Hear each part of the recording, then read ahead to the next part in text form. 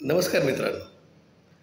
आयुष्यात प्रत्येकाच्या आयुष्यात एक वेळ अशी नक्कीच येते की तुमच्या आयुष्यात तुमच्यात ओघ येणारे पैशाचा ओघ, मित्र परिवाराचा ओघ, पाहुण्यांचा ओघ, आनंदी क्षणाचा ओघ, तसाच दुःखाचाही ओघ.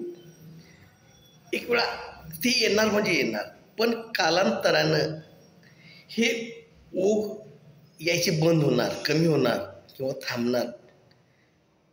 ह्या बदलासाठी तयार राहावा, कारण ही गोष्ट कुणाला चुकणार नाही आहे. तुम्ही तुमच्याकडे कितीही पैसे असू देत, तुमच्याकडे कितीही लोक असू देत, पण ही वेळ मी सांगतोय ना, ती प्रत्येकावर येणारच आहे, कुठल्या ना कुठल्या कारणामुळे किंवा आयुष्याच्या वेळेनुसार.